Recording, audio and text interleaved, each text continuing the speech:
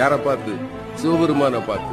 உனக்கும் போக்கிடம் கிடையாது, எனக்கும் போக்கிடம் கிடையாது, இங்கதானே இருக்க போறோம், சாப்பிட்டுக்கிட்டு சொல்லுப்பா. இல்லையா, நான் சொல்லியே ஆகணும். அந்த ஏழை சிரித்து கொண்டே சொன்னார், என்ன பெருசா சொல்லிட போற, நீ யார், அவ்வளவுதானே, நான் சொல்லவா, நீ பரம்பொருள், இங்கு கோயில் கொண்டிருக்கக்கூடிய காசி விஸ்வநாதன், நீ சரிதானப்பான்னா. இறைவன் ஆடி போயிட்டான். ஞானிகளாலும் கண்டுகொள்ள முடியாத என்னை மகனே நீ எப்படிப்பா கண்டுகொண்டாயின்னா. அந்த ஏழை சொன்னா, இந்த ஊர்ல யாருமே என்ன மனுஷனா பார்க்க மாட்டாங்க ஐயா, என்ன பார்த்தா 100 அடி தள்ளி போயிடுவாங்க. ஆனால் என்னைக்கு சமமாக அமர்ந்து அழுகி போன என் கையில் இருக்கிற உணவை கூட உண்பதற்கு ஒருவன் கையேந்துவான் என்றால் என் கருணை கடலே, உன்னை தவிர வேறு யாரால் ஐயா இது முடியும்? நீ என் முன்னே வந்து அமர்ந்த போதே நான் கண்டுகொண்டேன் நீ யார் என்று.